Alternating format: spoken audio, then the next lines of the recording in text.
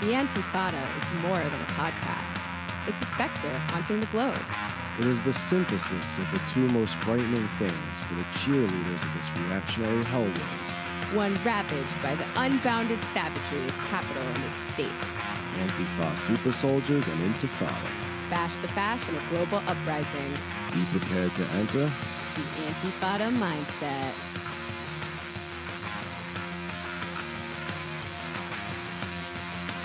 I'm Jamie Peck, and I am Sean K. B.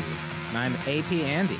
and we are broadcasting not live from Leftist Best headquarters, about a half-hour walk away from the gentrification-ravaged Gowanus Canal in the coastal elite bubble of America, downtown Brooklyn, USA. That's right, and we are very proud to welcome friend and comrade Brandon Jourdan from Global Uprisings to the show. What's up, Brandon? Hey, how's it going? So, I would like to kick things off by asking our guest a question we ask every guest here at the Antifada. I think you regular listeners of the show know what it is by now. Perhaps Brando doesn't, judging from how he's wiggling his eyebrows at me. Brando, Quizzical look. how pure is your hate today? My hatred is the blackest purity, and I'll tell you why. Because I have a kid, like 16 months old, and Ooh, when you have a kid, that's not good. no, when you have a kid, actually, you have like a pure like bonding and love with him, but then you have this sort of protectionism. So you kind of hate anything that's gonna kind of actually hurt him. And like looking at the state of the world, there's a lot of stuff to hate. I mean, capitalism, global climate collapse, and then I have these daily kind of hatreds. My wife says I have something called stroller rage. So I actually go and That sounds push, like a Nice. Park Slope problem. Go on, I tell push us. I push the stroller around, like we're in the city, and I like push it around, and there's all these fucking assholes. They're on their cell phones. They're not paying attention. Oh, yeah. They're always spilling their coffee on your baby, and I want to kill them. What? And I want to kill them. Like Spilling- constant. Who would spill coffee on a baby? But my pure black hate is out of love for my son. That's wonderful. Aw. They say that love and hate as emotions are very, very close to one another. Mm-hmm. Can you really experience the truest, darkest hate until you've had the purest, loveliest love? Exactly. There's not a contradiction. It's a real. There's a dialectic there. Oh, I love that. Yeah, I mean, I think most of my hate stems originally from my love of humanity and being a human, right? Because why would I be mad at all the fucked up shit that's happening to humans if I didn't also love us? So, Brando, I would like to know, how is the expat life treating you? I know Brando's been living abroad for quite some time, traveling around, making really cool documentaries about uprisings all over the world. I live in Amsterdam, which is, admittedly not the most exciting city, but Good reefer, though, bro. Well, the great thing is the thing is the Dutch are very socially normative. They don't get high that much. Maybe in like high school. It's like That's some tourist shit, right? Yeah, it is. But honestly, it's like we have a higher standard of living. We don't have I have a child, as I mentioned earlier. I don't think anybody's going to walk in and start shooting everybody in his kindergarten. They don't do that as much over there. Not do they? as much. Yeah. I mean, there have been some mass shootings in Europe, but they're few and far between. The cops still shoot people every once in a while, but a little bit less. There's still, I think xenophobia or racism are just as bad or worse in some areas. But it's nice. The one thing I think I like about Europe is it's very small, and it's actually relatively cheap to fly around, and that kind of made it possible to film in several countries. I wouldn't have been able, if I lived in Oakland, and like going to Mexico was a really, it was a pretty long fight. They couldn't even go to New York. So, I think that's the big advantage of living in Europe. Yeah, that sounds pretty cool. It's all I right. remember this just popped into my head. We hung out with you in Amsterdam, Yeah, we did did. we We not? sure did, A yeah. number of years ago. We did. The last time me and Sean were in Europe. Yes. and, Next time, I think I was living in Leiden then. Yeah, Next time I live in yeah. Amsterdam, you can come maybe visit our spot. We'll show you a great time. I believe that was actually. We live near an organic microbrewery. Ooh. And there's some really good coffee shops. We can give you a radical walking tour of our neighborhood. We'll have a fun time. For those not in the know, coffee shops do not only sell coffee. No, they sure. No, don't. no. Probably don't want coffee. From My mother-in-law came and she wanted to go to I was looking for a cup of coffee, and she pointed across the street and said, "Hey, you can get a coffee over there." I was like, Nah, I'm not gonna go with you into that coffee shop. That's where you It's buy. different, Mom. Hill That's where you Street get some Blues, fucking though. dank. Anyway, I don't know. I can give you a whole guide. I think you also spend a lot of time in a place where it's impossible to find weed, Oakland, California. Right. Maybe you can talk a little bit about the Bay Area left scene.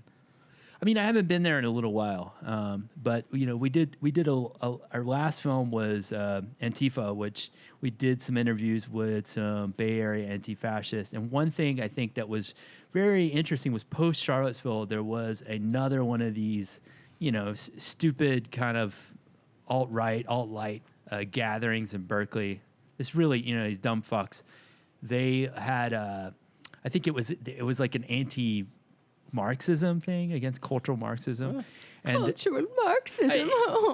and, Why you not know, just attack yeah, real which is a Marxism? It real would be big problem in the yeah. U.S. Every time I come here, I'm like, oh my Come God, at it's us, so bro. Marxist now. Come at us, bro. If you like cultural Marxism, you'll love actual Marxism. The only Yeah. way that Marxism as a thing is really big there is how like Dickensian the fucking Bay Area, San Francisco fucking housing and fucking work life is, you know, with people getting kicked out of their houses all the time, rents being so high that people can barely fucking live. I mean, that's like, you know, Marxist analysis type shit.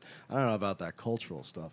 But one thing that was interesting post Charlottesville is that they were actually able, the people that had been doing like anti-fascist organizing were actually able to work like with other groups. So there's other groups that were really active in kind of the Black Lives Matter protests, the Anti-Police Terror Project. Oh, interesting.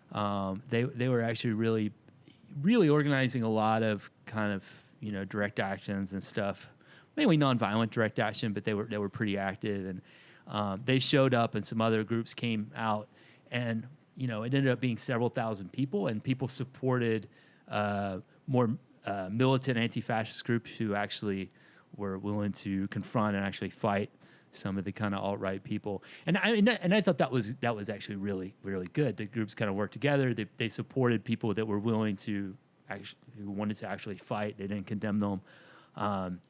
Oh, yeah. That seems like a very good litmus test Yeah. for whether someone's like a good faith liberal or a bad faith liberal. Yeah, It's that's like, fair. do I you think or that- do you I think not that was support the tactics people are using against Yeah. fascism right now? Yeah. I think that all sounds really inspiring. And to go back to what Andy said, I think it's a real fucking shame that folks had to come together to protect a fucking funeral of someone murdered by cops from a bunch of alt-right, alt-light psychopaths. It's not exactly how it went down. It was reported that way, but it was the meetup was in downtown. The murder happened on the BART in the MacArthur station, which is like about an hour walk away, and they were probably unrelated. Like the guy who did it was probably a racist, but he wasn't like, we don't know that he's like a Proud Boy or an alt-right guy or anything. But nonetheless, people at the funeral said, we are sick of this situation of like this racial violence, and they decided to go, understanding that it was unconnected. They decided to go and like Actively. and yeah, Wow, that's incredible. and it's being reported as though it was like misinformation or something. But I think the situation in Oakland is like kind of at a kind of a high level of politics as a result of so much Oscar street Grant and all that, mobilizations yeah. over the last decade. Yeah. The Occupy over there was really huge. And the riots after Trump got elected were insane. Like very wild and well organized. Nothing I like more than a well-organized riot. We're going to Maybe talk a might lot be the wrong about term, the rising right wing right now.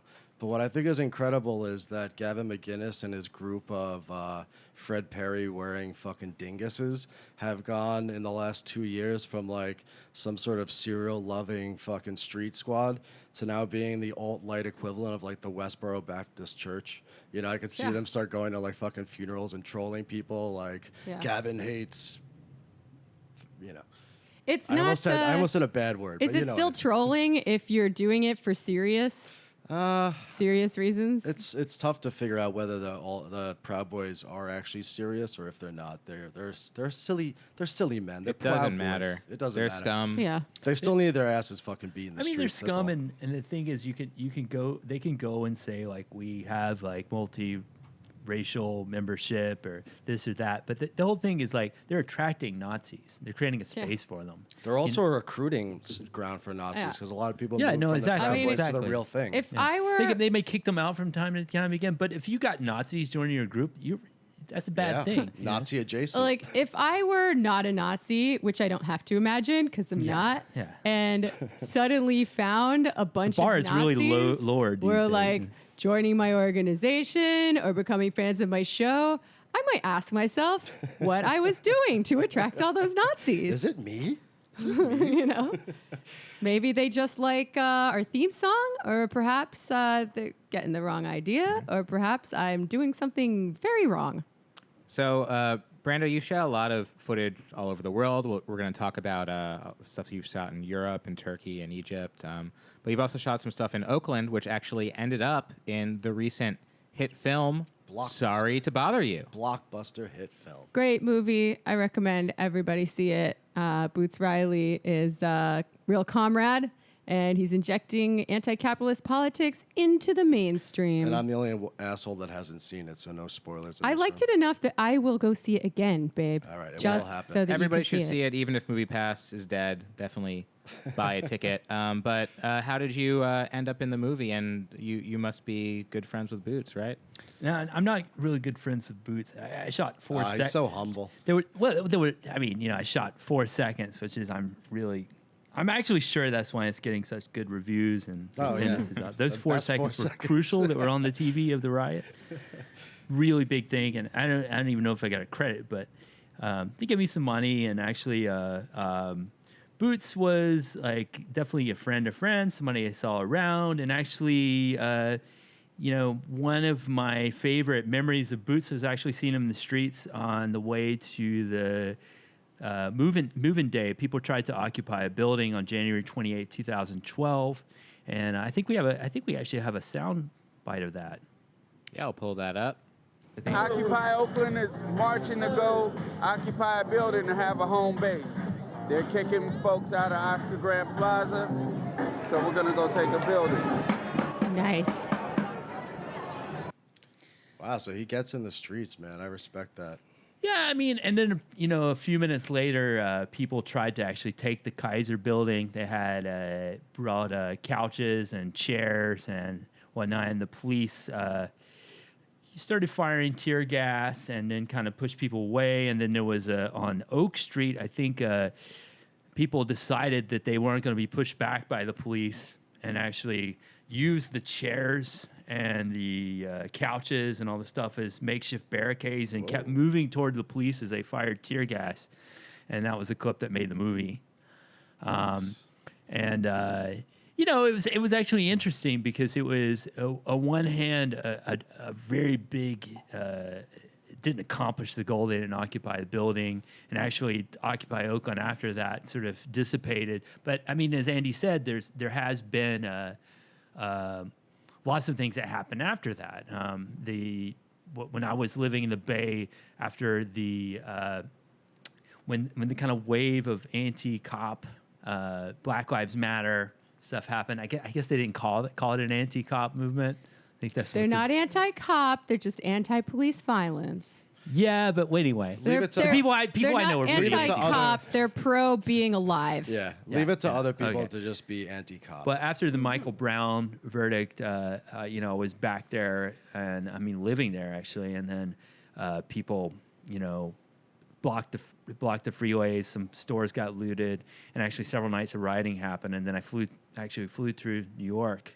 Well, the second night after Eric Garner, the verdict came out, and then people were blocking the West Side Highway, Brooklyn Bridge. Yeah, I and all that. remember. I was there on the West Side Highway. Yeah, so I was there right after it. But Oakland had a whole wave of stuff that was quite big, and actually, and then also spread to San Francisco and to Berkeley. So there was some continuation, even though it did dissipate post moving day. So Brando, you tell all these great stories about going from place to place and shooting this great footage. Some of it gets put in blockbuster movies, 4 seconds or so. Some of it gets picked up by Democracy Now! And other outlets around the world. How did you get into this independent media space, and what is it exactly that you do?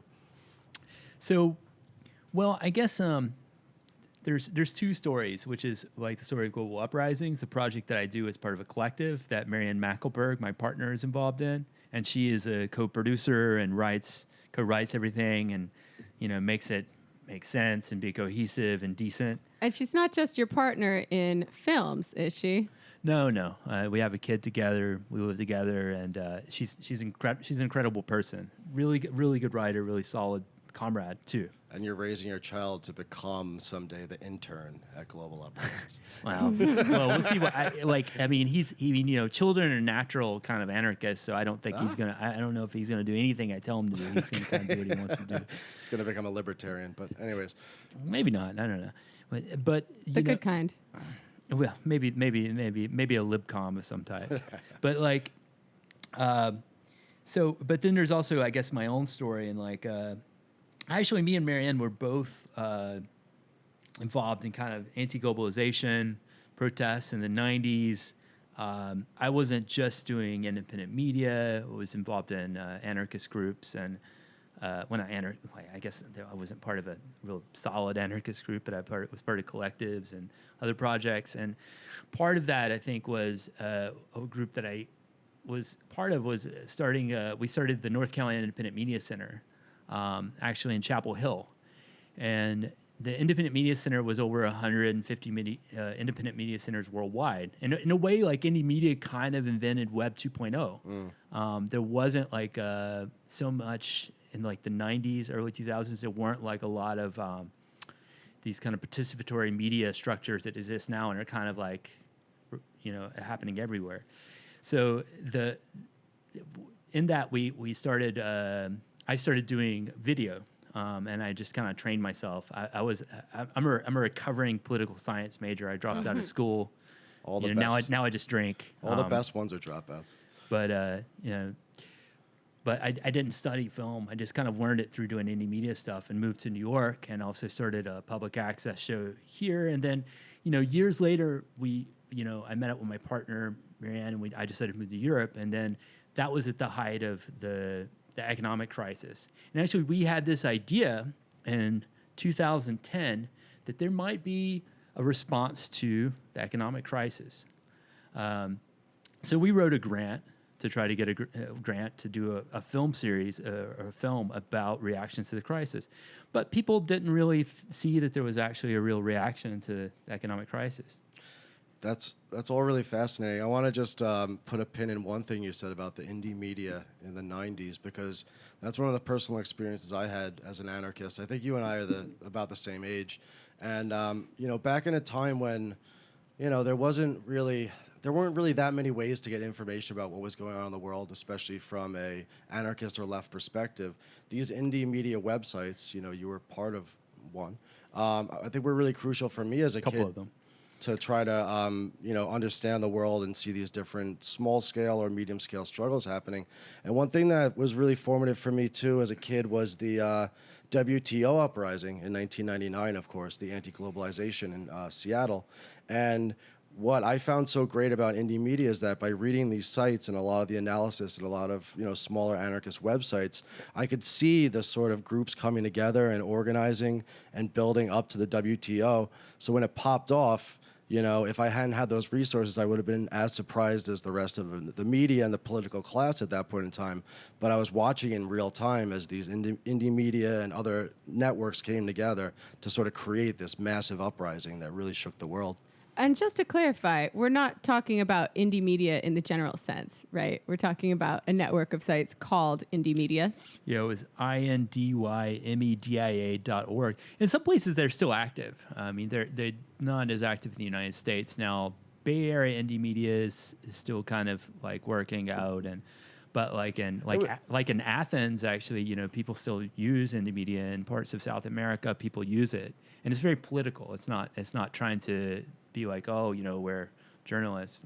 People post communiques or post information. Actually, in 2008, December 2008, when there was this police killing that happened in Athens, everybody learned about it through indie media, and then there were riots that spread throughout the country, and it became an insurrection that lasted for 3 weeks.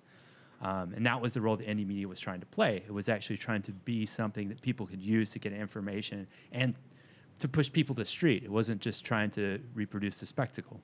Yeah. So on that note, there's been a lot of conversations lately about the role of journalists in the crazy world we're living in right now. I think a lot of people, mostly in the center, but some left of center, are very concerned that right-wing media is following its propagandistic program to a T and serves more of a propaganda purpose than a news reporting purpose, as if the news could ever actually have a neutral point of view when it's owned by a big corporation. Everybody say it at once. Fake news. Right? We hear it all the fucking time. Fake news, folks. Fake news. So what is the role of independent media now in the international class struggle? And what do you see your role as being? Because I know I get asked this a lot, and I'm never quite sure what the answer is, because I am a journalist with a point of view, which is usually how I describe myself. I don't pretend to be neutral, but am I an activist? Not in my role as a journalist, not really. I have too much respect for activists to claim that mantle. I think I usually call myself an advocate, more likely, or just like, I don't know, where do you come down in this? What do you think your role is? How do you see yourself? I don't know. You know, we're in an info war. I have been told. Yeah. No. So You don't want to hear Alex No, Jones' impression. It's I've actually heard it. crazy. Actually, Oh, it's pretty God, fun. it's too crazy. Anyway, Don't make me call Alex Jones on you. Oh, God. Don't mansplain to me and we'll be all right. Oh, man. I either lie in bed crying and shaking or jerking off. I won't tell the audience. I think that what we were trying to do was a kind of a what I guess would be called a militant research project. We were trying to go out. We were trying to analyze.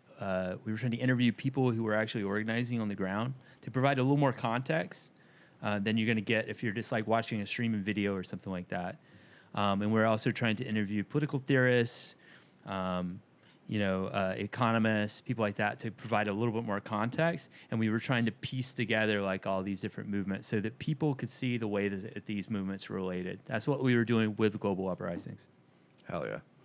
Yeah, I mean, I was thinking when someone on Majority Report was talking about this stuff the other day on how the right-wing owned media is so like ideologically unified in its program. Like, why couldn't we have a left version of that? Maybe the response isn't to say, oh, how dare you pollute the neutral character of the news. Right. But like, We're defending the fucking gray lady when we should be supporting people out there fucking telling our story, right? Yeah. Oh, the New York Times, they're running out of money. Oh, they're getting attacked. They're not letting CNN reporters into the fucking White House. Fuck them. Yeah. Fuck them. And I mean, let's make our own shit. they do some good journalism. Sure, I think they do yeah. serve a purpose. There but are things that we could not replace probably, but yeah. I don't think it's a controversial opinion at this point in time that they are the paper of the ruling class. So, Was that ever a question? I mean, people like to get mad about them when they do things that are very ruling classy. Like troll people in the style section? Or like, I mean, we did a whole episode worth of Media Crit kind of taking apart the idea that this is in any way a neutral body for disseminating info. So let's not even try to be neutral. So Brando, the point is that you're not trying to be neutral. You're trying to tell a story that is not being told, but from a perspective that looks at on-the-ground movements, what they believe in a sort of anti-systemic, anti-capitalist sense. Yeah, and I mean the thing is too, like the news cycle, the way it works, if you're a freelancer like Jamie is, you have to pitch and you have to try to fall into that cycle. And there's a lot of things that the news isn't paying attention to, and that's the point of just trying to do things on your own, get it out, and have like a format like this. You can get it out. I mean, Hell yeah. Do you think I like writing about electoral politics as much as I do? And dude, fuck no. Pitching is so brutal, brutal. that I have Yeah. PTSD just from living with Jamie and seeing I've her had to do pitch. it. It sucks. It's Fucking terrible. horrible. How does this appeal to a millennial? It's like, okay. I mean, I've been having a lot of feelings lately about how I'm not writing as much as I used to, because that is, at the end of the day, the thing I am the best at. Words in written form are going bye-bye. You But, have the yeah. Antifada now and Majority well, Report. I was going to say, like, the silver lining to that is that I never have to pitch another fucking editor again if I don't want to. It's such a pleasure working with editors. They always get back to you so quickly, and then you get paid right away. It's great. Yeah. So Yeah, what could possibly go wrong? I've got 3 clips from some of the Global Uprisings short films. Should we start with an austerity film from Barcelona? Sounds great. Sounds good. All right, here it is. This is called They Do Not Represent Us, Barcelona, the May 12th to May 15th, 2012. Students marched from Plaza Catalunya to the headquarters of the Popular Party, Spain's right-wing party that took power last November. They staged a mock funeral and mourned the death of their public education system. The quality of the public university is going down. What we are seeing is that public education is a right, and what they're trying to do is to put the rights into the market. The money you've got to pay to study is increasing by 60%. The day of actions culminated with an encampment outside the CaixaBank's headquarters in Barcelona. Hundreds of people set up camp to draw attention to the bank's role in creating and perpetuating the financial and housing crisis in Spain. In the coming months, these networks of solidarity will likely prove to be an essential source of strength as they confront the next wave of the crisis. It's not just happening in Spain, it's not just happening in London, it's not just happening in France or United States or Latin America, but it's happening everywhere. The only way is to have a lot of mobilization on the street and from a wide spectrum of different people. Some inspiring stuff there. That was an interesting rally. It seemed like Everybody should watch that because there's one part where there's these 3 teenagers marching together, and one has the Who T-shirt, the other has a Nirvana T-shirt, and the third has a Red Hot Chili Peppers T-shirt. Nice. They're right next to each other. Culture is politics. Yeah. I mean, that was okay. That was okay? It was just okay? Yeah, it was okay. All right. 5 out of 10? Wow, that was like a 4, actually. Oh, wow. So let's get real now. Yeah, really Let's real. go to Turkey. All right, so this is Taksim Commune, Gezi Park, and the uprising in Turkey from May 2013. Against the authoritarian policies of Prime Minister Erdogan. This was a protest against the demolishing of the park, but it suddenly, immediately changed its face, and it became a protest against the state terrorism and police brutality. The protest didn't become only something bigger, but it became something different. It has become a medium of the expression of the accumulated anger over years. People feel it. They feel this, overall regression in the democratic rights and freedoms. As far as we know, through the police reports, in 67 cities in 81, 253 protests happened. People say enough, even the old lady in the neighborhood, they who never were in any kind of protest, but they because of this violence, they become protesters. Maybe before in their life they didn't see the police as the enemy, but now with the guns, gas canister guns they have and so on, the police looks like the enemy. When local football fans heard that the protesters were being attacked by the police, they came out in large numbers to defend the park. They're singing, "Take off your helmet, drop your baton." And then come and fight like a man. It was kind of macho, but I mean, they're soccer hooligans. I mean, they're not. I mean, real quick, Andrew, one of the interesting things about Gezi Park was nonviolent people occupied the park. Their tents were burned. Then soccer hooligans came in and fought the cops. Originally, fans came out because the park was near that, and then Galatasaray and Fenerbahce fans came out, and they hated each other. They hated each other like seriously, but they came Like out some because Mets Yankees shit. yeah, it would be actually even Like more Yankees, Red extreme. Sox, Because like Nets and Yankees fans don't regularly get in fist fights in the street. True. So they Just came at out shitty actually bars. and that actually changed the character of the rebellion. That's fascinating. Wow, I've often wondered if there's a way to channel like the intense amount of energy and emotion people put into sports into something that's like actually productive for the world. The Turks have figured it out, and the ultras across Europe, right? Also in Egypt, Panathinaikos fans. That's a later That's another. That's a whole other show. Maybe sports are not counter-revolutionary after all. You lied to me, class struggle board game. So Damn. let's talk a little bit more about Turkey a little bit later. We'll play one last clip. This is from your most recent work, right? The 2018 Antifa documentary, simply called Antifa, from Deep Dish TV. Clever name. So I'll play a couple clips from this. A black genocide. Come on, man. I mean, it shouldn't even be a question. This is Daryl Jenkins You're talking about to Richard bad people need to be stopped, period.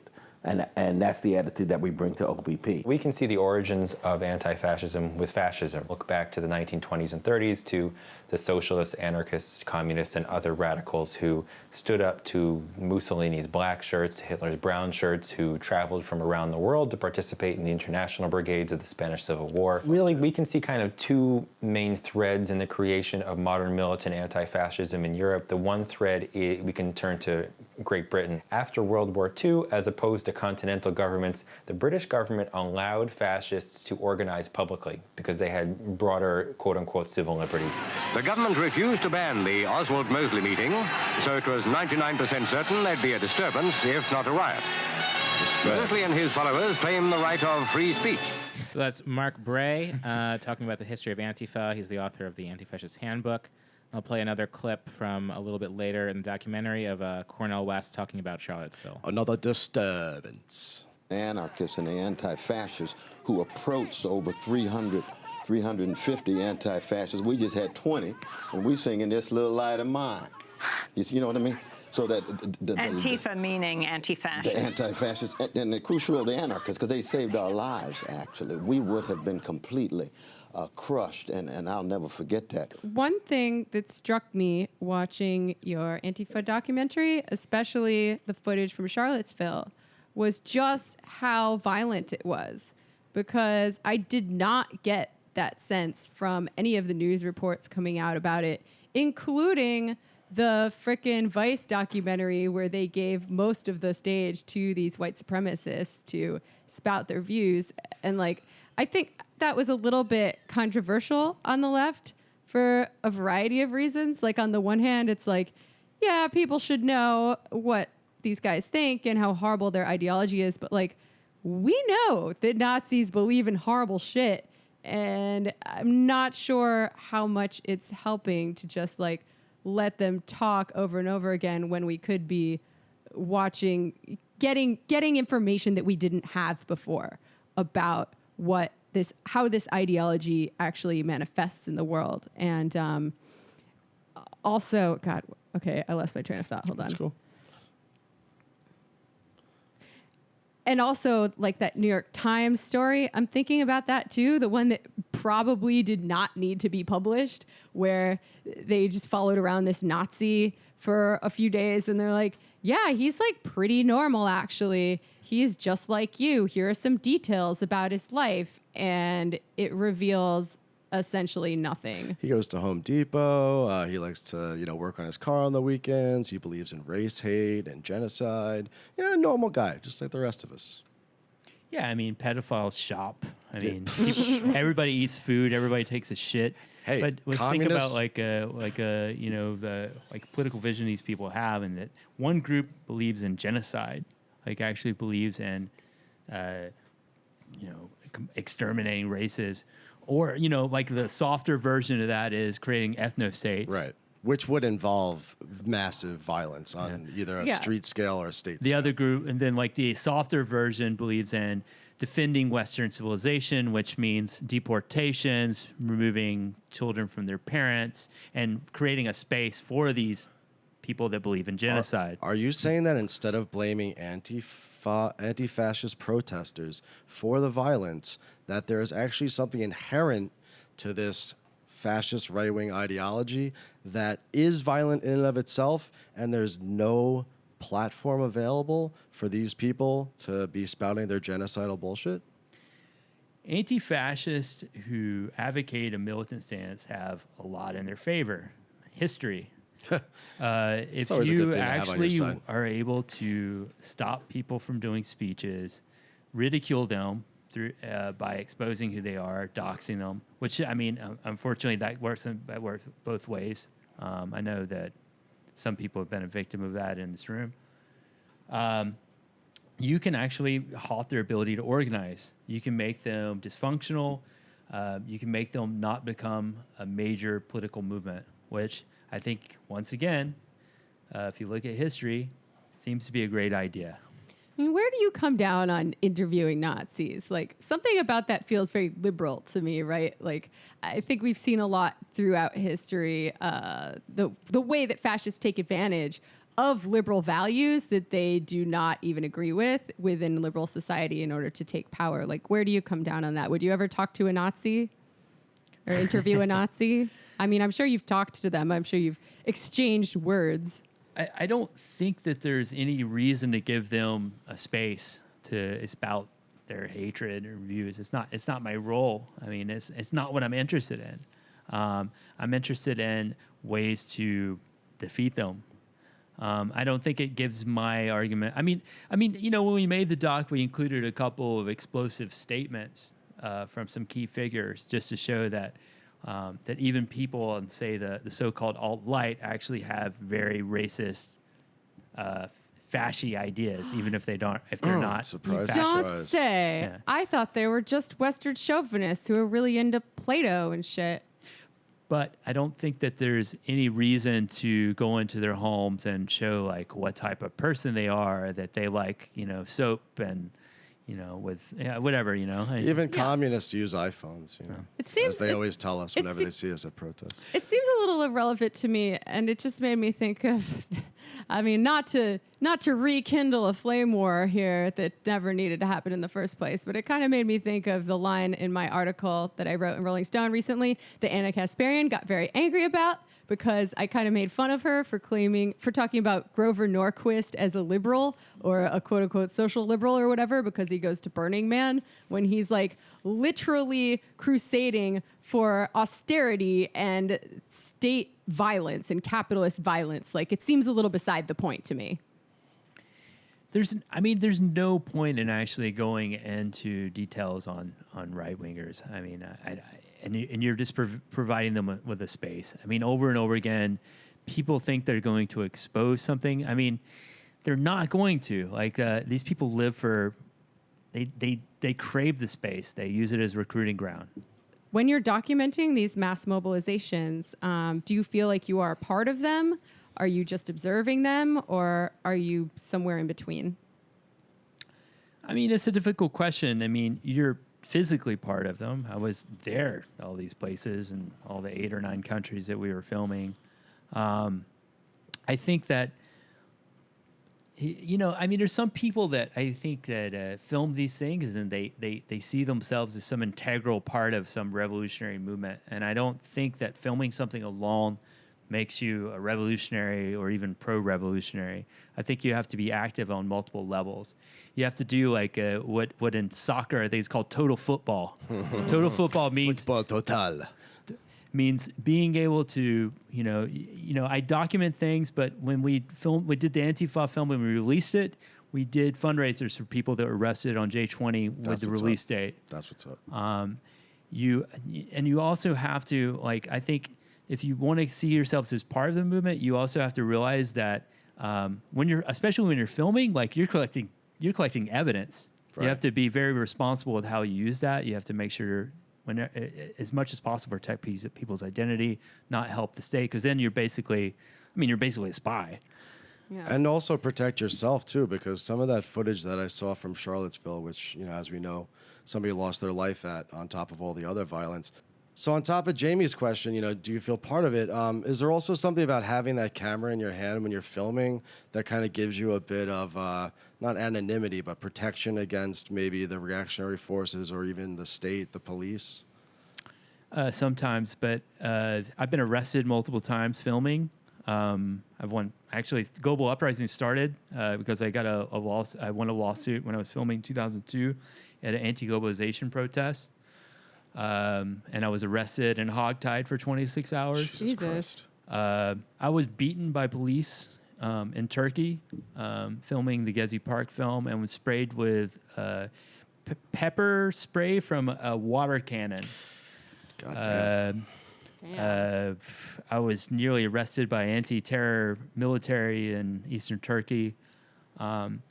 It certainly doesn't protect you. And I mean, even at times I've gotten hit by friendly fire. I had a camera smacked down my hand at a riot in Greece.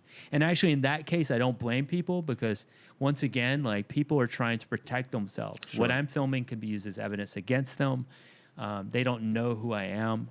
I'm not like somebody that's going to condemn somebody and like yell up, throw my hands up in the air like Tim Pool and be like, free speech. No, I understand it. You have to actually protect people, but at the same time, I think that there is a role in filming and media. Like if you actually can provide some context, and like I said, that's why we call it what we're doing, militant research. We're not trying to do just simple journalism. Go to the Nazi's house, say like, yeah, he likes cupcakes, and then this guy, he's also like a family man, libcom. Radical or whatever. So as a female chaos dragon, I am very in touch with my emotions, not just dealing in facts all the time here at the Antifada. How does it feel subjectively to be in the middle of these massive demonstrations? Subjectively? Yeah. Like in your heart. I think that there's two things going on. One thing is that it's definitely, there is the addiction to the adrenaline of being in riots and protests and stuff like that. But I'm not so macho to be like, I really love it. I get it. Yeah, I love it. I need it. Like actually, it's also terrifying. If you're in a place where people are actually getting hurt and killed, and that you might actually, it's traumatizing, and you have to deal with that. And actually, if you're in a situation like that and you don't like feel some sympathy for people that are getting killed and hurt, then actually you have a serious problem.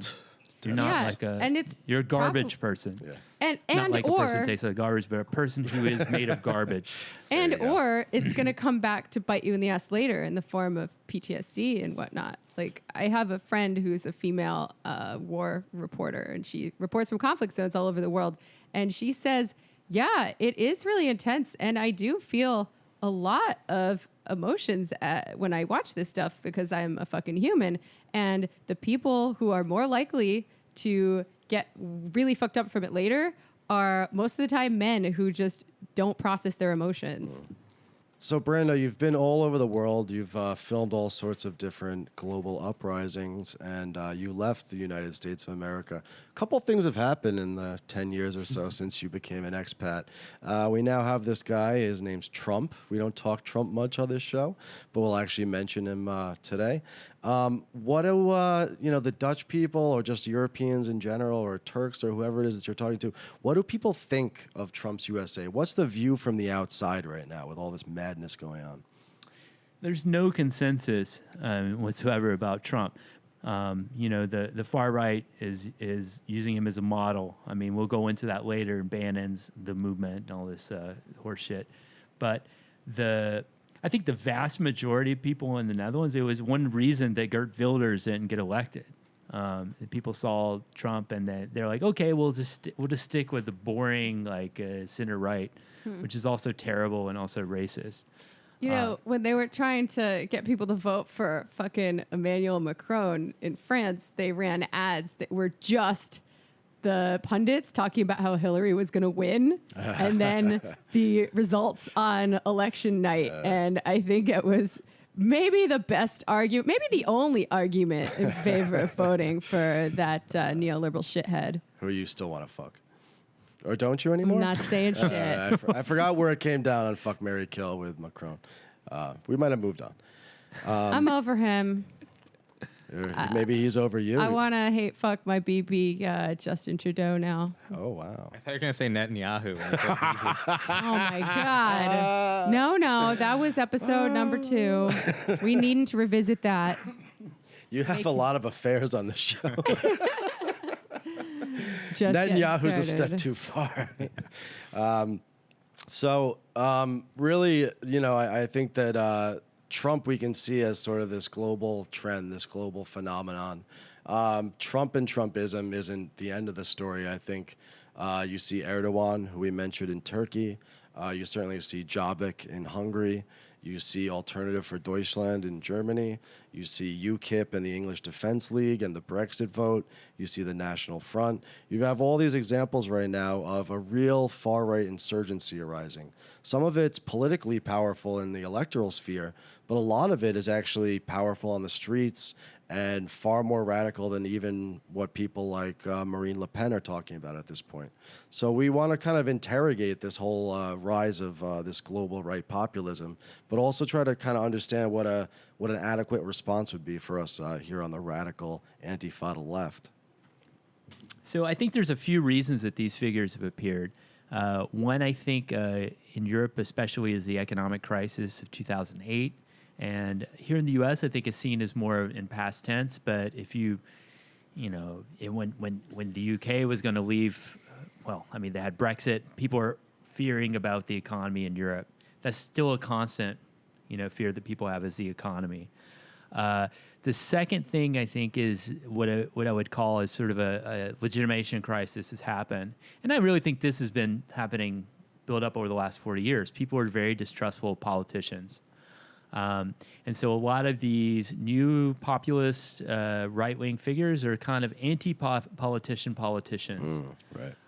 And then they're blaming the destruction of European culture on immigrants, and then what they see is this kind of elite, cultural elite that ignores the problems of everyday people, which they see as caused by immigrants. Right.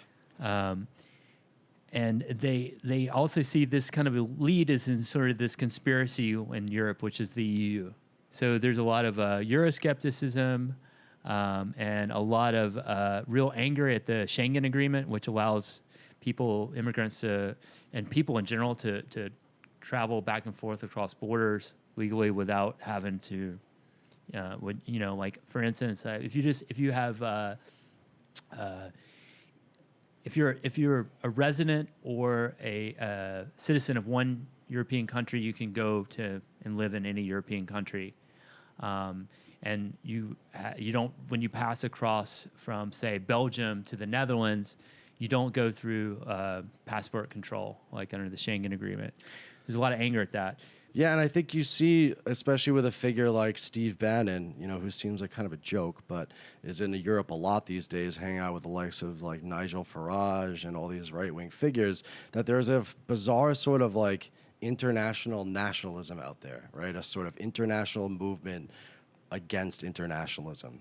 Well, it just came out this week that Bannon has some secret meeting with Boris Johnson, which just kind of sealed this weird commonality that a lot of these right populists have, where they all have big, ridiculous blonde hair. I mean, so obviously Trump, Boris Johnson has like probably the worst hair of all of them. God. And then Geert Wilders kind of has like evangelical hairspray hair. Fucking Geert Wilders. And Beppe man. Grillo, I guess it's not really blonde hair, but he also has this sort of like permanent clown wig. So I don't know if this is like some sort of alien parasite or what do you think, Brando? Are they alien parasites, or what's your question again? Are they alien parasites? Did he fucking stutter? I don't think so. They're definitely products of the countries that they come from. I mean, Wilders is an interesting case because he actually is part Indonesian, like way off. He really? actually, I mean, like he has Indonesian Thanks, blood. colonialism. Wow. Yeah. Geert Wilders, I gotta say, I saw him speak at the Milo party at the RNC. You saw him in the flesh. It was the most horrifically racist shit I've ever heard a person say in public or private. It was horrible. Dude, you know who I realized Geert Wilders is he's the fucking... Remember in Velvet Goldmine where the David Bowie character does way too much coke, and then it turns out, like, no spoilers, big spoiler, that he's like a fucking televangelist, dude? Look at that fucking movie and tell me that Geert Wilders is not that fucking televangelist with the hair. Yeah, you can talk a little bit about Wilders for a second. Like, I think actually he's a loser. Yeah, he is. I mean, he's a loser. I think he's a loser. I mean, I think like in the Netherlands after he lost the election, even though people thought he was going to win, I think he lost because of the Trump victory, and people are terrified of it. I also think like I don't think Macron's like is actually like the most charismatic guy. I think he came to power because of Trump. But I think centrist forces are kind of weaponizing Trump. Yeah, I think actually, That's all you they know, have. in the Netherlands, the big fear is this new group, which is the Forum for Democracy, and it's this guy named Thierry Baudet. Baudet. It's like bidet, you know, something you wash your asshole with. Anyway, he's interesting because like Wilders, in some ways, he had some very. He played into this sort of ethnic nationalism, like Dutch culture is being destroyed by Muslims, but he was anti-green energy. He was anti all this. The new Forum for Democracy. First off, they're pro-direct democracy, which also this group, the People's Party, and also UKIP, which they're both of these people are going to be part of the movement, which is Steve Bannon's thing. And Like Steve Bannon's capital also letter, the Steve movement? Bannon's like the biggest loser of them all, right? He got kicked out of the Trump administration. He's been called a conservative on the all You're fired. right things, and He's he got also a very like red face and and he he's gets very fired greasy. from Breitbart because Yeah. he like runs his mouth in this book. You know, he's a big loser. It's a big losers club. Yeah. I think ultimately they Losers will caucus. lose, but they need to be taken into account. But anyway, back to this one group, and what's interesting about them is this group is sort of, it's kind of like, you know, how the Proud Boys are saying we're for Western civilization, but we're not racist. This takes it a step further. It says we're for women's rights, we're for gay rights against Islam, we're for green energy and everything. So these right-wing groups, they keep trying to kind of play into the trends and trying to configure themselves, but at the same time they have some fashy things going on, like the Forum for Democracy. The guy Thierry Baudet or Bidet, whatever the fuck his name is, he's like against modern art. Ooh, degenerate Jewish art? Yeah, That's a blast from the yeah, past. he's against. He's against modern art. Everything old He's is all new again. into 19th I century think we stuff. have some Very friends fashy, who would agree very with him fashy. on So, that. so it's like on Twitter with all the avatars with like the Roman Yeah. classical shit. Huh? But so he's, like all these groups, they have these things where they try to do either outright racist stuff, or if they're clever, they do more dog whistle politics. But if you start to look at everything and you start to connect the dots, they're terrifying and fascistic. Talking about fucking losers, the whole Brexit debacle right now, and we're recording in late July 2018, is a real fucking clusterfuck. I don't know how the Tories thought they were going to pull this fucking thing off, negotiating with such a weak hand with the EU. But Boris Johnson recently quit the May Tory administrative position in basically defiance against her weak stand on Brexit. I actually saw Boris Johnson, that shock of alien hair in the flesh. Do you guys want to hear a short little fun story? By all there? means. So I was actually coming from Jamie's mother's house. So I was coming from the south. No doxing your mom. And I was on Amtrak. And I couldn't get on this one car, right? I didn't know why the doors were shut. And there seemed to be a lot more like cops with machine guns on the train than there normally are on Amtrak. But this is like a post 9/11 world, so you never know. So like I'm hanging out and reading on the train, and finally we get to Penn Station. And as I get off the train, they're like stopping us from leaving. All these guys with guns. I'm like, what the fuck is happening? Like, is there an incident? What the hell?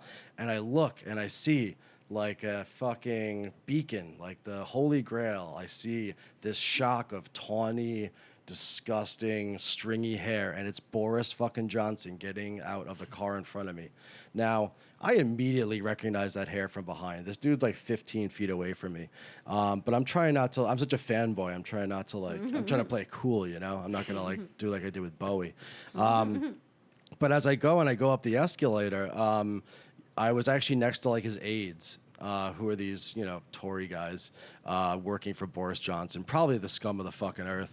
Like, you have to imagine, I'm riding up the escalator with this one guy, and he looks like imagine a Pod Save America wonk, but like a complete inbred weak chin toff, I think the British call it, right? So I asked this Eden school pedo guy, I was like, listen, is that Boris Johnson over there? Like, is that the man? He's like, he looks down his nose, he's like, why, yes, that is MP Johnson, foreign secretary to the PM and blah, blah, blah. He's like such a posh motherfucker, right?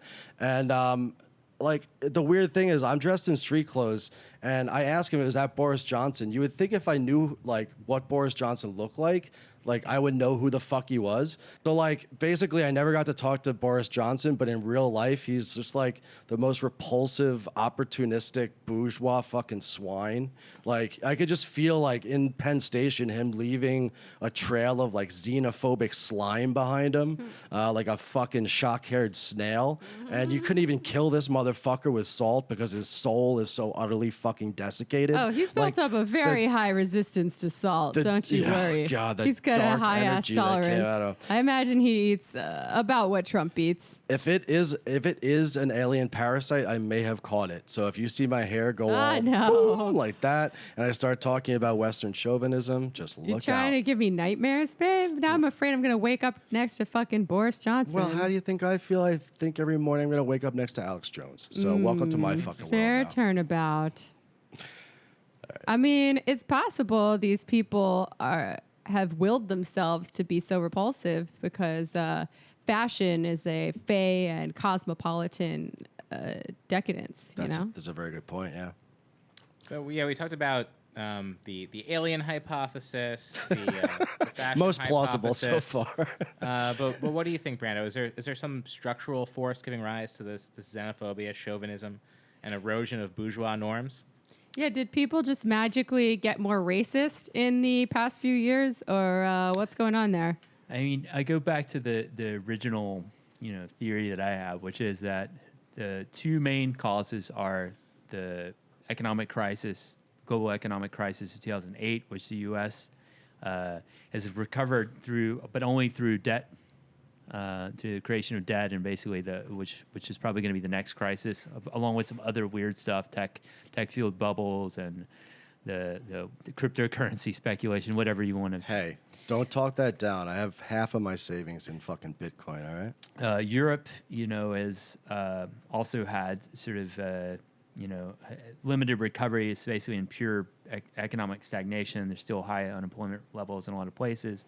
That coupled with the fact that there has been a migration wave from the Middle East and from North Africa, and that combined with the fact that there is like a sort of legitimation crisis. People don't really trust the system so much anymore. These people have taken advantage of it. They've tried to blame immigrants on the problems of Europe. They've tried to push this kind of economic nationalism, saying if we didn't have immigrants, we'd have more money for us. They did this cultural sort of nationalism where they're saying we have to protect Dutch culture, or say like the Flemish Nationalist Party in Flanders, which is part of the Netherlands. 60% of people, 60% of people in Belgium actually speak Flemish, which is basically a dialect of Dutch. The other 40% speak French. I think I heard a bunch of really kind of stupid comments during the World Cup about how Belgium's basically part of France, but actually 60% of people actually speak Dutch. Yeah. But the Flemish National Party, they're doing the same thing. They're saying, like, we have to protect our identity. All these countries are saying that, and they've been able to get enough people to support them, but they're still pretty marginal. Even Thierry Baudet, they're getting more and more votes, which they should be taken into account. But they're pretty marginal. The case of UKIP and of course the UK, that was like a bigger example. But I think like as has been mentioned before, like the realities of Brexit are kind of falling apart, which is also in a weird way disturbing because like on one hand you don't want like far right people in power, but at the same time you don't want to return to the center right austerity politics that are happening. And I think this brings up a bigger thing of why these people exist, and that's because the radical left has not been able to produce anything as a real alternative. You had these massive movements that happened within Greece, within Spain, within France, all throughout Europe, but they weren't able to kind of actually depose the people in power and push about a better forms of life that people wanted, and could actually feed people and give them all the basic things that they need. these people promise that. They're not, of course, they're not going to be able to do it, but these are the reasons I think these people are popping up. Well, on the topic of economic anxiety, I will admit to knowing much more about the U.S. politics than I do about Europe. And I understand that a lot of right populists in Europe pair this nationalism, racism, etc., with some form of social democracy, even if it's only for certain people.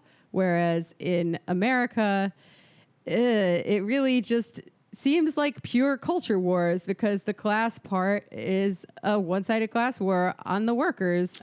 It's true. And in terms of who, like, I know this doesn't only manifest itself in the electoral sphere, but in terms of who voted for Donald Trump, most of the people who voted for Donald Trump are the same people who always vote for Republicans. Right. And the role played by poor white people in this election has been greatly exaggerated by the media. I feel like poor whites get blamed for a lot of shit that they didn't necessarily do, when the reality is, yeah, there was a small slice of working class swing voters, not entirely white, but mostly white, who went for Obama one year and then Trump the next. But most poor white people didn't vote for Trump because most poor whites and most poor people in general don't vote at all. So, like, where does this track with that? This is something that I've been circling around and around trying to explain and get my head around myself. In answer to that, Babe, I would kind of branch off of what Brando said and bring even some more history into it, because he, I think, very rightly pointed to the crisis of 2007, 2008 as really crucial to understanding the anxieties that bring these things out. That, of course, also happened in the United States, right? We cannot downplay the effects that had. But I'd like to go all the way back even to the 1970s, and I'll make this real fast. Basically, the United States, after the Second World War, helped to create a global order, a global capitalist order.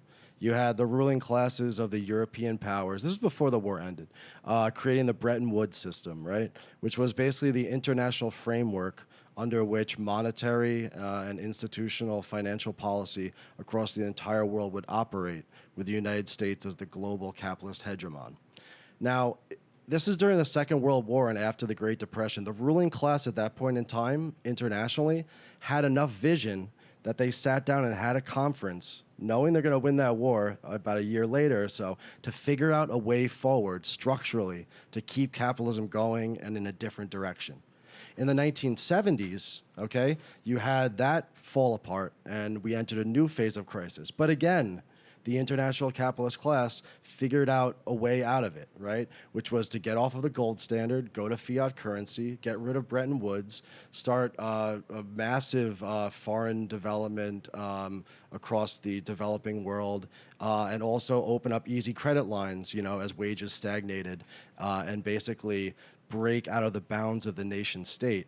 Now, I think the real problem, and I think why there's this legitimation crisis that Brando talks about, is that our current ruling class, both politically and economically, has absolutely no solution to this long-term crisis we've seen over the last 10 years. It's a crisis of capital accumulation, right, that burst in 2007, 2008, and they refused to allow that capital to be liquidated. They made the banks whole. Obama and the Congress, the Republican Congress in the United States, made the banks whole, all right? So they basically went back to the status quo. Part of what you're seeing now, right, is this lack of cohesion that the ruling classes had in the past, this lack of a long-term vision, and it's expressing itself in these sort of centrifugal forces that are tearing apart all sorts of institutions, right? Global norms on trade, tariffs, austerity, and just basic trade policy in general. And I think the reason for that is that cohesion is a lot easier, all right, when there's enough profit to go around, right? When there is capital accumulating across the globe, when there's enough to pay people and there's enough for people to make money. But when stagnation comes, all right, it means that both nationally and between capitalist firms, there's less and less surplus and less productive investment to make profits on, and less of a basic class unity between the capitalist class. So if the capitalist class has no option to get us out of this, right, without liquidating itself, essentially, there can't be another class bargain like we saw coming out of the New Deal, because profits aren't high enough, right? You cannot offer the working class more of profits that are stagnating. All right. But you also can't increase credit anymore like we saw coming out of the 1970s, because everyone's loaded with fucking debt, not just personal debt, but corporate debt and government debt. Yeah, and it's finally starting to cave in on itself, right? Right, but they want to prop it up. And lastly, too, there's nowhere else physically for that capital to go. I've said this before, but China now is almost fully capitalized, whatever you want to call it, right? There's no frontier anymore for capital, right? Tell that to Elon Musk. He knows his frontier. So there's no international solution, right? Not within the G8 or within the EU or between US and like a Brexit UK. And there are real limits on the ability of what actual individual nation states can do, because they're buffeted by unemployment, by the migration crisis that Brandon talked about, declining social services and everything like that. So basically, like, if you're a normal everyday working person, you've seen essentially a lost decade. All right. If you're old enough, you've actually seen, with stagnating wages in the United States and parts of Europe, a lost 4 decades, all right, of your life. And the leaders on TV and the politicians and everybody, they don't have any fucking solution except for this kind of like US Trumpian kamikaze capitalism that's just like based on like looting whatever's left through austerity, union busting, and getting rid of all the remaining gains of the 20th century, right? So like you could basically, there's no solutions to these things. We can't return to the status quo. All they can offer, these politicians, right, or the political solution, is a false unity, this neoliberal unity based on diversity and cosmopolitanism and civility and the national good and shit. But the people see that the leaders have no solution, right? There isn't even a left like there was in the past to offer like a counter narrative to that. So if we know and we feel and we realize that we're in a zero-sum economy, and that brown or Muslim or Polish people moving in next door in Ohio, Hungary, or Manchester might have a chance at taking our job, we can see how these appeals to nationalism and racism and protectionism can seem reasonable, because there aren't any other options out there, right?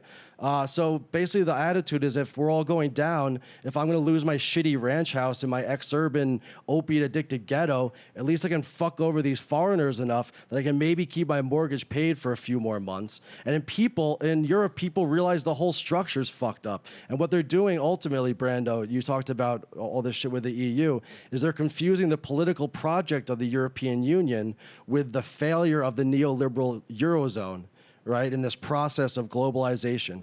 And nobody is prepared to confront the fundamental structures of capitalism, right? They want the close enemy. They want the easy enemy. They want the migrant. They want the people lower than them on the totem pole to kick around. They want Hungary for the Hungarians. They want fucking England for the English. And they want Americanism and Trumpism in the USA. And that's my fucking spiel. I think there's deep fucking structural issues, and the ruling class has no way to get out of them. And that's why you're seeing counter-systemic movements taking on a very dangerous cast right now. Oh, I really like that phrase, kamikaze capitalism. How'd you come up with that? I think we came up with that in the car on the way over. I came up with it in the car on the way over. Jamie came up with it. You're welcome. You're welcome. I'm still thinking like a writer, and plagiarism is very scary to us. There's no plagiarism I on just really podcasts. want to make sure that everyone gets proper credit for everything that they think and say. But I think all that makes a whole lot of sense, but it still doesn't really answer my question. Or maybe it answers my question for the small slice of working class people who went for Trump, certainly, who played a role in the election. But even quote unquote middle class professional people feel these pressures too.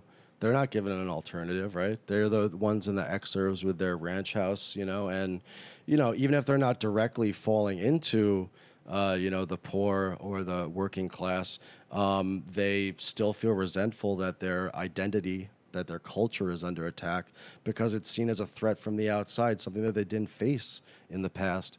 And ultimately, the biggest threat to their lives is not something that they're able to recognize, and that threat is global capitalism, climate change, and basically the ruling class's disdain for the rest of the human population and their love for profits. So that makes a lot of sense, but I'm still trying to reconcile this analysis with all the polls that liberals like Amanda Marcotte like to bring up, where they actually asked people who voted for Trump, are you feeling economically anxious? Are you concerned about the economy? Are you concerned about your culture changing to the culture of foreigners? And most people, their stated reasons had less to do with the economy and more to do with all this culture war shit. So, like, I'm still trying to reconcile these two things with one another. The way that I reconcile it, and Brando can jump in on this too, is that the reasons I gave were on a very high abstract level. When you get down to people's subjective feelings, that is a very low level of abstraction. Are you accusing people of false consciousness? I would never do such a thing. Brando, would you ever do that? So I think that what Jamie touched on is definitely true. I mean, I think that there's definitely a lot of xenophobia, racism, and a sort of romanticism of a U.S. that never was. That there was America great again. And a Europe that never was, too. Or a Europe that never was, or anything. I think that happens, but I think that a lot of the economic uneasiness and things like that. I think that also exists, and even if people don't state it, they see things as sort of directly, affected by migrants and refugees or whoever. Like it's easier for them to blame their problems on somebody else. Even if people won't, in like an opinion poll, say, do you feel economically uneasy, or do you, not like Mexicans? It's sort of. I don't know, but I don't really know what else to say. If I could just, this is about a respond specific opinion poll in the U.S., so I don't. Yeah, and also too, I would add that like racism, xenophobia, and like ethnic chauvinism, and like some sense of I don't know, fucking the scary other, always exists, right? Here and abroad.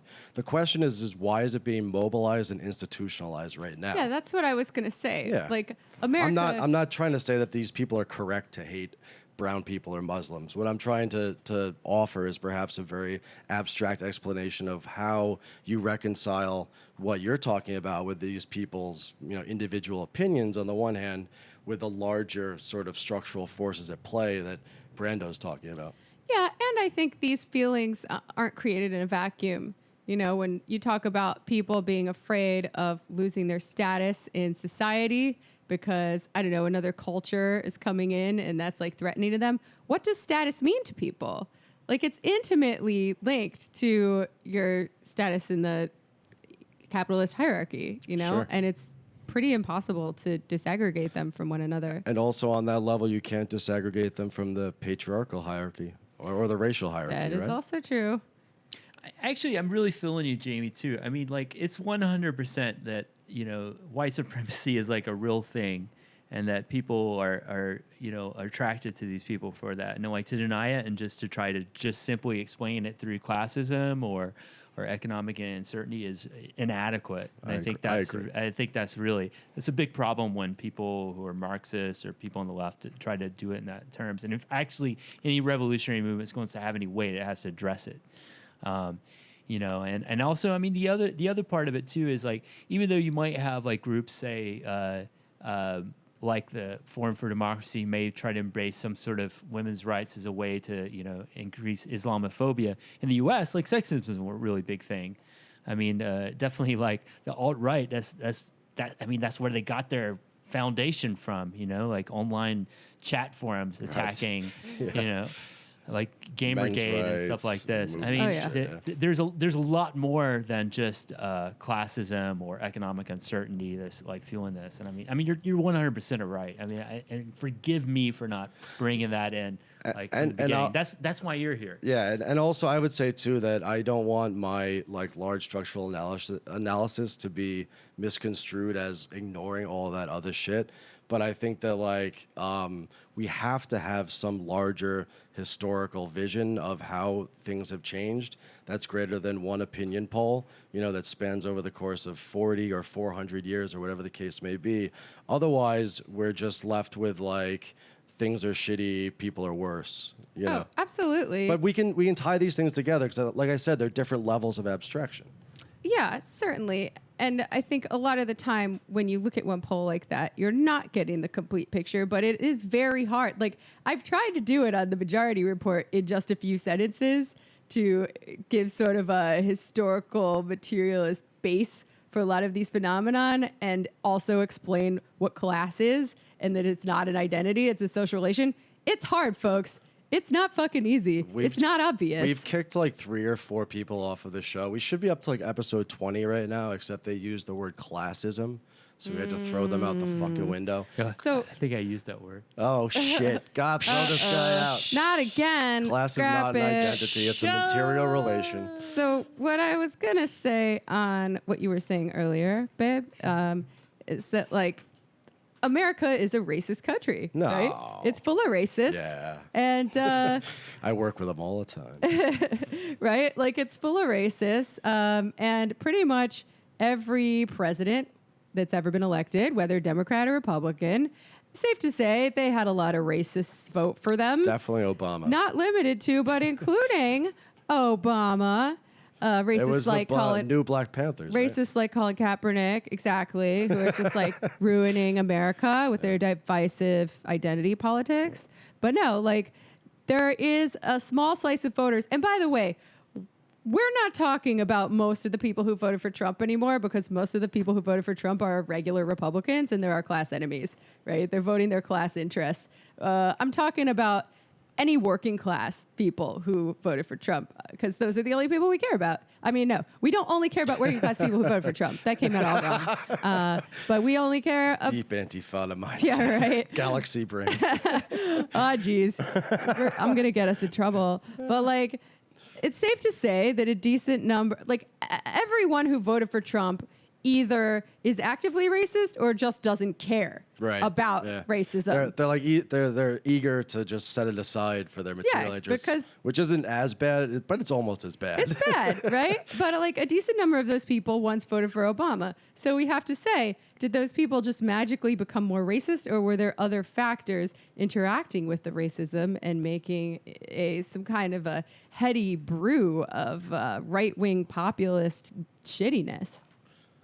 The only thing I would say is that the white supremacy and the rise of Trump, white supremacy in Europe is definitely a reason for the rise of the right wing there too. I mean, you can't divorce it and just simply say that there's this legitimation crisis, economic crisis, like. The idea of being able to play into there's this sort of tradition and everything. That tradition is a tradition of white supremacy. Yeah, no shit. Why? The Dutch tradition migrants? is being able to colonize Indonesia and Suriname, all these places. The British tradition. Is, again, can I just point to like the longer term history, right? Like everything. why are there West African migrants, who are now living in France? How did the French even end up there? Why do those people speak French? So if your perspective's only 4 or 40 years, but not 400 years, like you don't see that a lot of this is a blowback to the exploitation, oppression, and domination of colonized people that happened for 500 years. Yeah. And then on the other hand, I think there's this liberal multiculturalism that it says it's good to have many different kinds of people, but as long as they're sort of like culturally segregated and seen as immutable in terms of who they are culturally. So, like, for example, in the United States, there's this idea that, it's very good to have immigrants here as long as they are this immiserated underclass. And that's liberal multiculturalism. Yeah, they're doing all the jobs better that to pick the Americans don't want to tomatoes do. with. And in Europe, one big thing is assimilation. Like they have to subscribe to our ideals. Like in the Netherlands, that's a huge thing, like assimilation.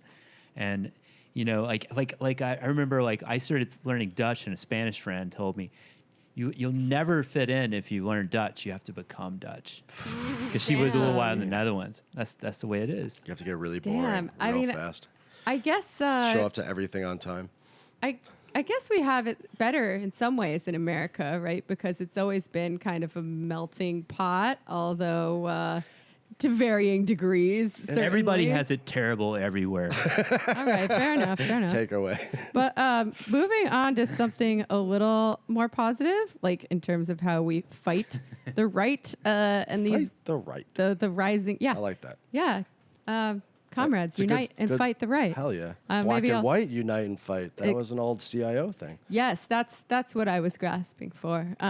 But like, I gotta give Hillary Clinton a little bit of credit here. Get the fuck out of here. Try not to fall out of your chair. Wow. When Talk she, about post-traumatic stress. Jamie had to read What Happened Oh by Hillary Clinton to review it for an article. And I swear our house was like a dark den of just demonic energy. She started wearing a pantsuit. Yeah, I haven't she felt got into the whole the- outfit. Hillary Clinton kind of has that Geert Wilders like blonde kind of hair man. thing. Don't say that about Queen Hillary. I'm sorry, you're trying to defend your queen. I have not felt that dark since Ozzy Fest last weekend. Shit. I guess it's Clinton. pretty fucking recent. But she sort of stumbled upon a little bit of I don't know, shall we say Bernie would have won reasoning. What? When she talked about her weird basket of deplorables. Ooh. And like, you know, basically everyone who votes for Trump or Republicans in general before the Democrats decided they were going to treat Trump like he was a special phenomenon, divorced from the rest of the right wing. A Russian phenomenon. Right. And she said, you know, half of these people are deplorables. They're irredeemable. They're going to be racist and sexist until they die. We just have to wait for them to die, basically. And they deserve their own basket. And half are, you know, maybe could be convinced not to become a comrade per se, but certainly to vote for a better option given a candidate that speaks to their material needs. Now, Hillary was not that candidate, as we all know. But and I don't know, we're not very good at math here at the Antifada, so I'm not sure if half is exactly accurate. But I think she perhaps unknowingly hit upon something very true, which is that when you have a real left populist alternative that speaks to people's material needs, at least some of the people who are currently going right pop. And again, I'm talking about working class people. I'm not talking about class enemies. I don't really give a shit about them. Some of the people are going to come along, and there's no difference. Like, I'm kind of tired of the radical centrists that you see on donut Twitter who try to pretend that by speaking to broad working class interests, politicians like Bernie Sanders or Alexandria Ocasio-Cortez are somehow being like damaging to women and people of color. AOC is the most misogynist, racist piece of shit woman of color I've ever seen. I know. She always talks about that class shit. It's fucking disgusting. Bernie, bro, right? Yeah. No, like somebody actually had that take. I believe it. This world is fucking irredeemable. We should just leave it. But like the point is that you can speak to all of the people who don't vote currently. You can give them something to vote for. And, you know, if half of the deplorables want to come along and decide to vote in their own material interest too, then that's fucking fine. There's no difference between those two things. So, Brando, you've seen a lot of things happen. Yeah, so I've seen some shit, man. Of that shit, what do you think, has some potentials? You know, what are the possibilities out there for a left response to all this right-wing nutbaggery, but also just kind of capitalism and its states in general? I think that people need to articulate their vision for the future. They need to think about what's going to happen after the revolution, and they need to think about how we're going to create the revolution. So when we use terms like communism or anarchy or things like that, what does that mean? I think back in the day, there was a lot of articulation of that from various people, and there were limits to that. You know, Kropotkin wrote various books about factories of tomorrow, and Berkman wrote like the ABCs of anarchism, and there were like all these different things about what were going to happen after revolution. If you look at the Dutch council communists like Jan Appel and stuff, he wrote about like what were the fundamental principles of communist production. Panakoic wrote about workers' councals, things like that. Man, Friend of the show. So I think we need to be able to really think about like, okay, what are we going to do? What are we going to do? And I actually have some proposals, which is basically trying to think about how we're going to decentralize the way food is produced so that we can have food production close to us.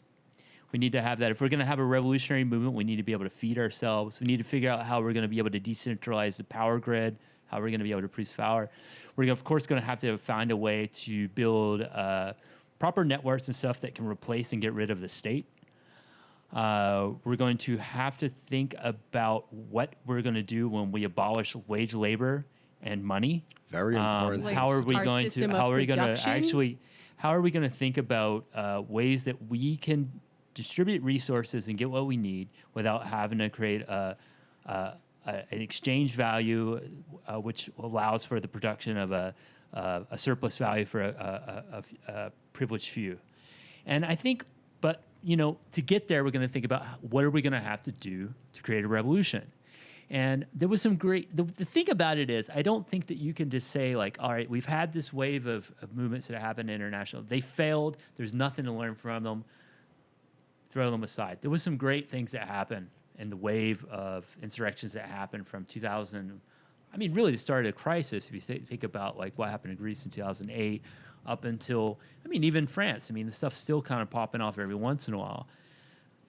And I think some things that happened, there were some moments that I found inspiring, and I'd like to just take a second to talk about a few of those. Yeah, please. We need some inspiration after all that racism. There were over 30 general strikes in Greece. Those had limited effect because about, say, 20% of the population participated in them. There were only one-day strikes. If you could have 20% of the population participate in the strike for 2 weeks, it could actually be very debilitating to the economy. If you did something more like the pan-European strike that happened in 2012, and you had 20 to 50% of the population participate in it, it would cripple the economy. If you had something like that was happening in the 18 days in Egypt, where you had all aspects of society pushing to overthrow a despot, but actually extended that to the military, where you actually have conscripts overthrow the generals. That was the limitation of Egypt. But it would also have to be international, because let's not forget that the Egyptian military was supported by the United States. So we need an international movement that can employ work stoppages, that can actually split up the military, they can actually seize all the things that we have, not just take over abandoned factories or squat houses, but can actually seize the things that we need, and then we need to transform those into the world that we need. And we need to actually articulate that in a way that people can get behind it.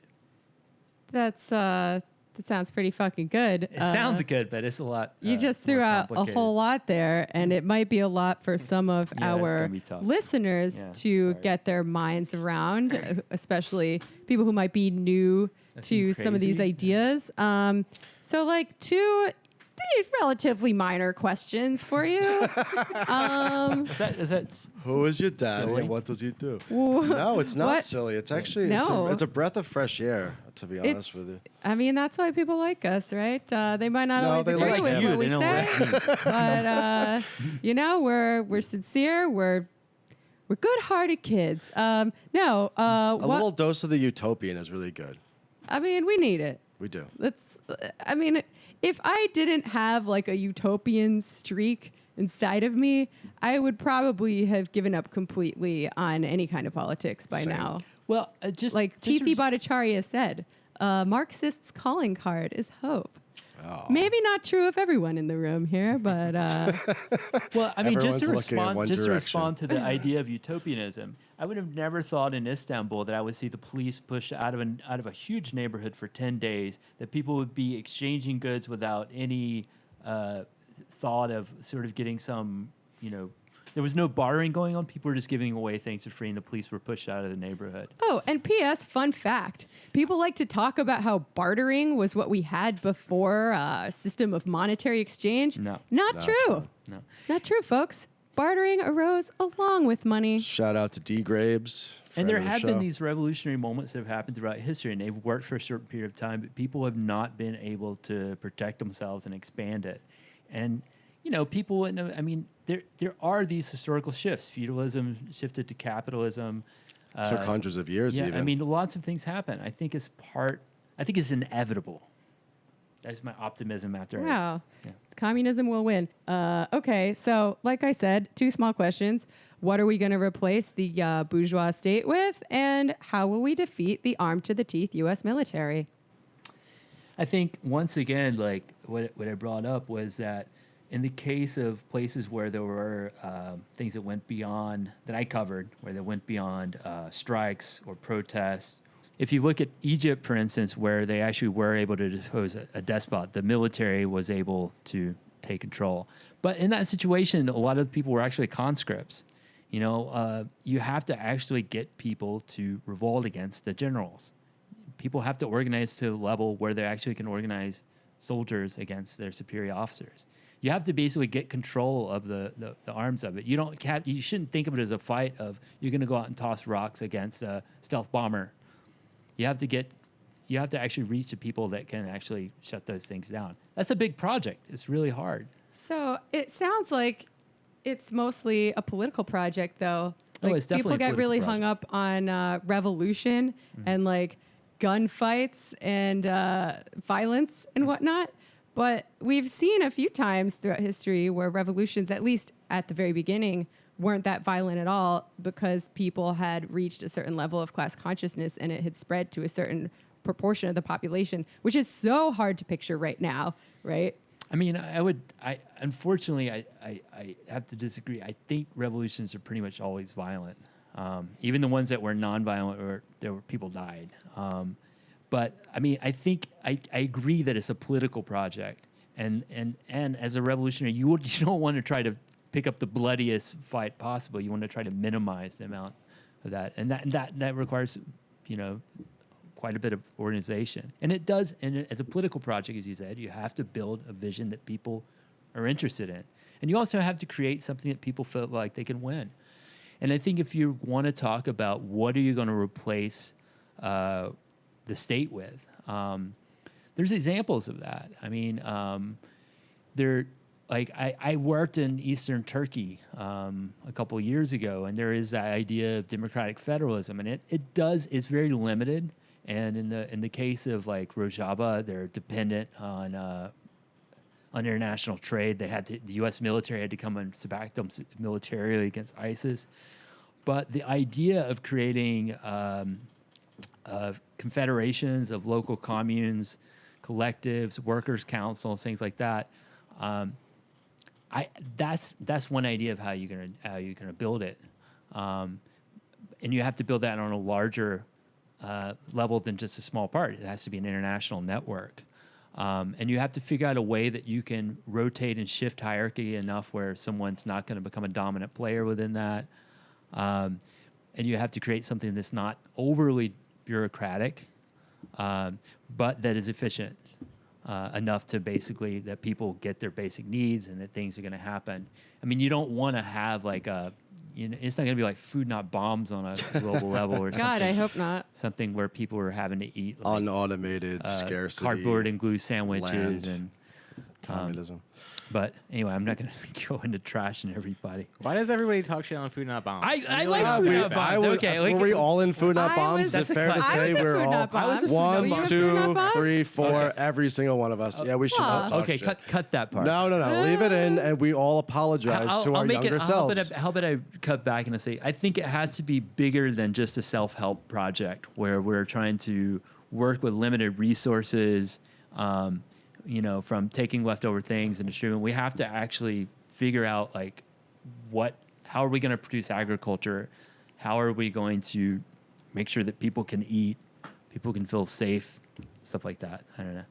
This is a big question. I don't know the answer. Listen. It's a hard question you asked there, Jamie. It is. I mean, it You is asked the the hard question, questions. right? Oh my god. I think that This we guy's throwing me actually softballs over here. I think that we actually came to it. If I could summarize this episode, I think it's really short. Okay, here's the takeaways. All right, you heard it here. Racist people aren't really racist. It's just structures. Hillary Clinton did absolutely nothing wrong. The left Yes, much queen. engage in entryism into the NYPD and the army immediately, and abolishing the value form of the bourgeois state will not happen in a day. It might take a couple of weeks.